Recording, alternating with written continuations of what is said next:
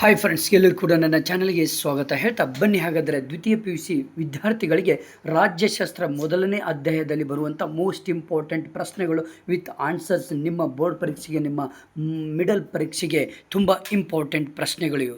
ಬನ್ನಿ ಹಾಗಾದರೆ ನೋಡ್ತಾ ಹೋಗೋಣ. 1 ಅಂಕದ ಪ್ರಶ್ನೆಗಳನ್ನು ನೋಡ್ತಾ ಹೋಗೋಣ. ಇಲ್ಲಿ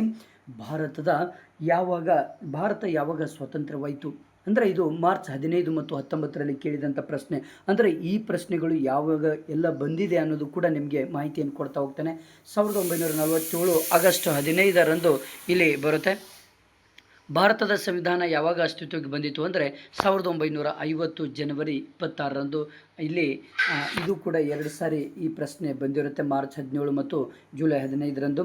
ನೆಕ್ಸ್ಟ್, ಭಾರತ ರಾಷ್ಟ್ರೀಯ ಕಾಂಗ್ರೆಸ್ ಯಾವಾಗ ಇಲ್ಲಿ ಉದಯವಾಯಿತು ಅನ್ನೋದು 1885ರಲ್ಲಿ ಉದಯವಾಗುತ್ತೆ, ನೆನಪಿಟ್ಕೊಳ್ಳಿ.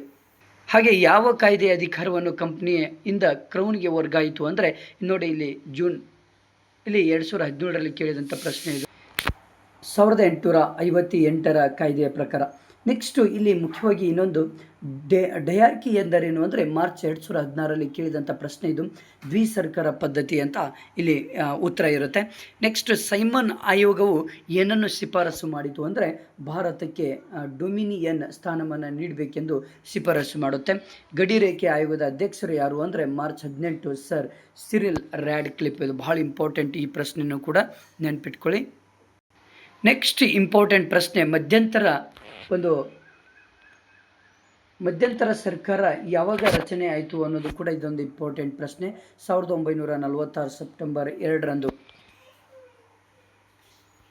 ನೆಕ್ಸ್ಟು ವೈಸ್ರಾಯರವರ ಕಾರ್ಯಕಾರಿ ಮಂಡಳಿ ಉಪಾಧ್ಯಕ್ಷರು ಯಾರು ಅಂದರೆ ಪಂಡಿತ್ ಜವಾಹರ್ಲಾಲ್ ನೆಹರು ಆಯಿತು.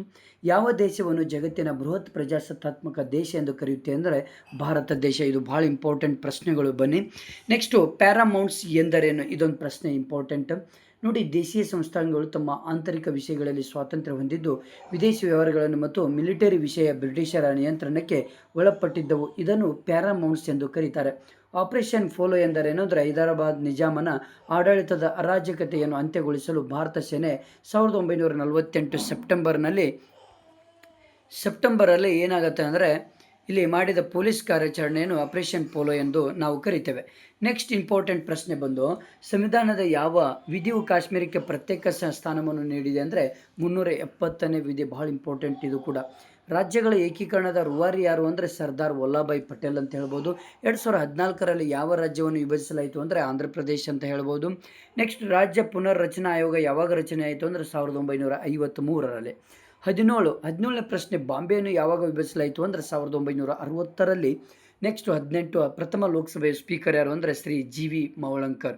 2 ಅಂಕದ ಪ್ರಶ್ನೆಗಳು ಇಂಪಾರ್ಟೆಂಟ್. ಮೊದಲನೇ ಅಧ್ಯಾಯದಲ್ಲಿ ಯಾವುದು ಬರ್ತದೆ ಅಂದರೆ ಫೆಡರಲ್ ನ್ಯಾಯಾಲಯವು ಎಲ್ಲಿ ಮತ್ತು ಯಾವಾಗ ಸ್ಥಾಪನೆ ಆಯಿತು? ಭಾಳ ಇಂಪಾರ್ಟೆಂಟ್ ಇದು.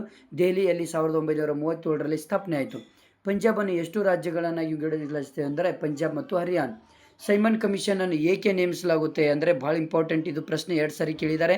1919ರ ಕಾಯ್ದೆ ಭಾರತೀಯರ ಆಶೋತ್ತರಗಳನ್ನು ಈಡೇರಿಸುವಲ್ಲಿ ವಿಫಲಗೊಂಡಿದ್ದು ಗಾಂಧೀಜಿ ನೇತೃತ್ವದ ಕಾಂಗ್ರೆಸ್ ಪಕ್ಷ ಅಸಹಕಾರ ಮತ್ತು ಸ್ವರಾಜ್ಯ ಆಂದೋಲನವನ್ನು ಪ್ರಾರಂಭಿಸುತ್ತೆ.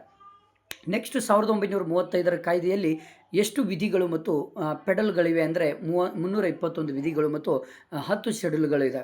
Pedal not ಶೆಡ್ಯೂಲ್ಗಳು. ಬಾಂಬೆಯನ್ನು ಎಷ್ಟು ರಾಜ್ಯಗಳನ್ನಾಗಿ ವಿಂಗಡಿಸಲಾಯಿತು ಅಂದರೆ ಗುಜರಾತ್ ಮತ್ತು ಮಹಾರಾಷ್ಟ್ರನ್ನಾಗಿ 2 ರಾಜ್ಯಗಳನ್ನಾಗಿ ನೇಮಕ ಮಾಡುತ್ತೆ.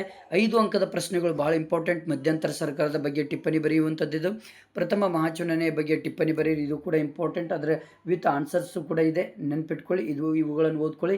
1947ರ ಭಾರತ ಸ್ವಾತಂತ್ರ್ಯ ಕಾಯ್ದೆ ಮುಖ್ಯಾಂಶಗಳನ್ನು ವಿವರಿಸ್ರಿ ಅಂತ ಕೂಡ ಇದೆ. ಇಲ್ಲಿ ಆನ್ಸರ್ಸ್ ಕೂಡ ಇದೆ, ನೆನ್ಪಿಟ್ಕೊಳ್ಳಿ. ಇಷ್ಟು ಪಾಯಿಂಟ್ಸ್ಗಳನ್ನು ಬರೆದ್ರೆ ಸಾಕು, ಈಸಿಯಾಗಿ ನೀವು ಆರಾಮಾಗಿ ಮಾರ್ಕ್ಸ್ಗಳನ್ನು ತೊಗೊಳ್ತೀರಾ. ನೆಕ್ಸ್ಟ್ ಬಂದುಬಿಟ್ಟು ಪಟೇಲ್ ಸ್ಕೀಮ್ ಎಂದರೇನು? ಇದು ಕೂಡ ಭಾಳ ಇಂಪಾರ್ಟೆಂಟ್ ಪ್ರಶ್ನೆ. ಇದು ಕೂಡ 2 ಸಾರಿ ಕೇಳಿದ್ದಾರೆ. ಓಕೆ, ನೆಕ್ಸ್ಟ್ ನೋಡಿ, ಇವು ಎಲ್ಲವೂ ಕೂಡ ಭಾಳ ಇಂಪಾರ್ಟೆಂಟ್ ಪ್ರಶ್ನೆಗಳು. 10 ಅಂಕದ ಪ್ರಶ್ನೆಗಳು ಭಾಳ ಇಂಪಾರ್ಟೆಂಟ್. 10 ಅಂಕದ ಪ್ರಶ್ನೆಗಳು ಇವು. 1935ರ ಕಾಯ್ದೆ ಮುಖ್ಯಾಂಶಗಳನ್ನು ವಿವರಿಸ್ರಿ ಅಂತ ಹೇಳ್ತಾರೆ. ಒಂದು ಸಂಯುಕ್ತ ಪದ್ಧತಿ, ಅಧಿಕಾರ ವಿಭಜನೆ, ಹಾಗೆ ಇಲ್ಲಿ ದ್ವಿಸರ್ಕಾರ ಪದ್ಧತಿ, ಇವೆಲ್ಲವೂ ಕೂಡ ಬರೀಬೇಕಾಗತ್ತೆ ನೀವು. ಶಾಸಕಾಂಗ, ಇದನ್ನೆಲ್ಲ ನೀವು ಬರೀಬೇಕಾಗತ್ತೆ. ಓಕೆನಾ? ಇಷ್ಟು ಮಾಡಿದರೆ ಸಾಕು. Okay, thank you friends, thank you.